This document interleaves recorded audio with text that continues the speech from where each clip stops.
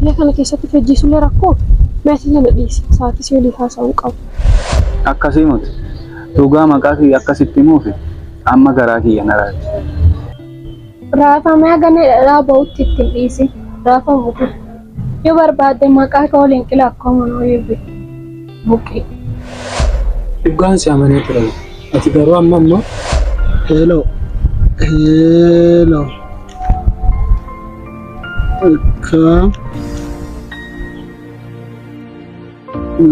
guma nagaa akkam maatiin kan dinuu nagaa ayi adaati maatiin qabu Achillee yoo beekte jireenya kee keessatti tajaajila fudhatte amma immoo akka waraqata kanaati.